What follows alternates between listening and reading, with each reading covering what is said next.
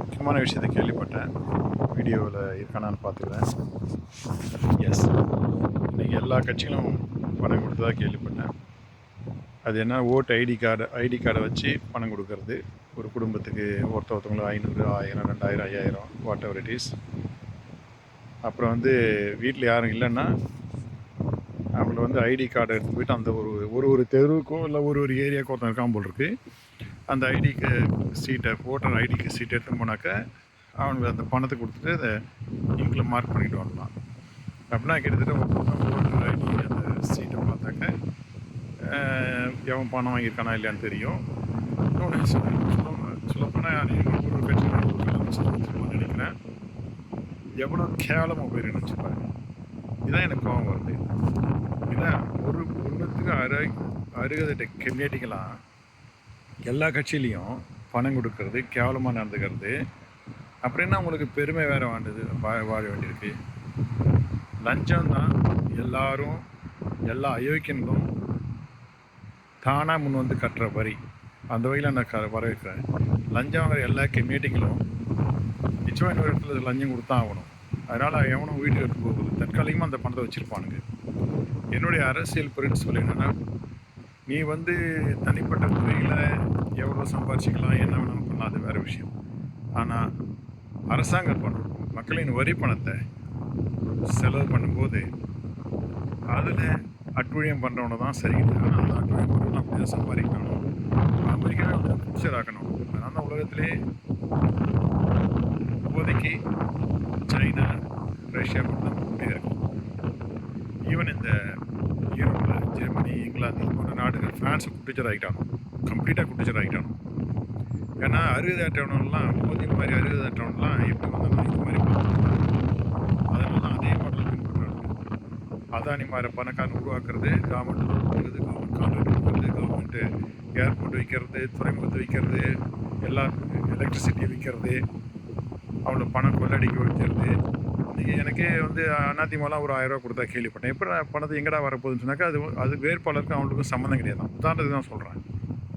ஏன்னா அதிமுக எதிர்கட்சி கிடையாது, வேட்பாளர் எல்லா கம்யூனிட்டிகளும் இன்னும் பணம் இல்லாத கம்யூனிட்டிக்கு எனக்கு தெரியாத ஒன்றும் கிடையாது.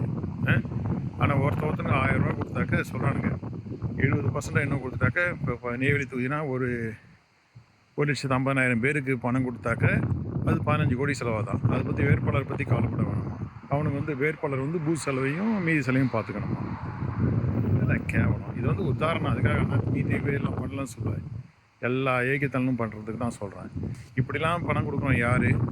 ஏதோ ஒரு தொழிலதிபர் தான் கொடுத்தாகணும், பெரிய தொழிலதிபர். அவன் எப்படி சம்பாதிக்கணும்?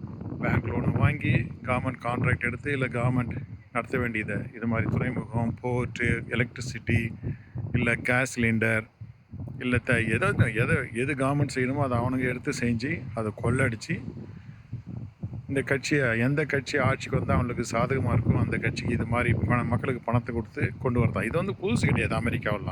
அமெரிக்காவில் இந்த மெக்டொனால்ட்லாம் போய் வாங்கி கொடுப்பான்லாம், நிறைய ட்ரிங்க்ஸ் அதெல்லாம். ஆனால் இங்கிலாந்தில் அப்படி கிடையாது. இங்கிலாந்தில் வேறு மாதிரி முட்டாள்தனங்க.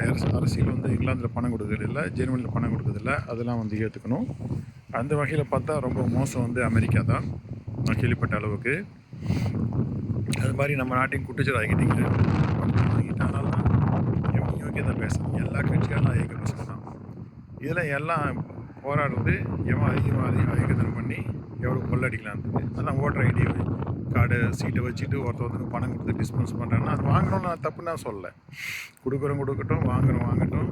எல்லா நாய்களும் ஒரு நாளைக்கு அந்த அரசியல்வாதிகளாம் நடுத்தில் நிற்க போகிற ஐக்கிய பசங்க தான். அப்போ நாடு எப்படி உருப்படும்? என்ன பொறுத்தவரைக்கும் சிம்பிள். கவர்மெண்ட் பணம், அரசாங்க பணம், அரசாங்க வரி பணத்தை ஒழுங்காக செலவிடணும். அதாவது சாக்கடை கட்டுறதுக்கோ, இல்லை அடிப்படை வசதி, சாலை வசதிகள், தண்ணி வசதி, அரசாங்க மருத்துவமனைகள், அரசாங்க கல்லூரிகள், இதெல்லாம் சொல்கிறேன். அரசாங்க கல்லூரியில் இருக்கிறது போதும், அதை மெயின்டைன் பண்ணாலே போதும், அந்த தரத்தை மெயின்டைன் பண்ணாலே போதும். அடுத்தது, அரசாங்கத்தில் வேலை செய்கிறவன் கொள்ளடிக்கூடாது. அவன் செய்கிற வேலைக்கு அவன் அந்த வேலையை செய்யணும். அதுக்கு மேலே அவனுக்கு பணத்து மேலே ஆசைப்படுறான்னா போய் தனியார் கம்பெனியில் போய் எங்கேயாச்சும் வேலை செய்யுங்க. கவர்மெண்ட் வேலையில் அயோக்கியத்தனம் பண்ணிக்கிட்டு யோக்கியமாக பேசுகிற அயோக்கியனில் பார்த்தா தான் எனக்கு ரொம்ப கஷ்டம், ரொம்ப கோபம் வர்றது. அரசியல்வாதி மீட்டிங்கில் அது மாதிரி தான். எவ்வளோக்கு எவ்வளோ யோக்கியதான் பேசுகிறாங்களோ அந்த அளவுக்கு அயோக்கியத்தனம் பண்ணுவானுங்க. எல்லா கட்சியிலையும். அது ஆனால் நல்லவனு இருக்கானுங்க. ஆனால் இது தொடருமா? தொடரும். எப்போ கம்ப்ளீட்டாக ஒரு முழு அழிவு வர வரைக்கும். அந்த அழிவு வர வேணாம்னு நினைக்கிறேன். ஆனால் வந்து தான் சேரும் போல் இருக்கு. அப்போ தான் நாடு உருப்படும்னா அதே மாதிரி நடக்கட்டும்.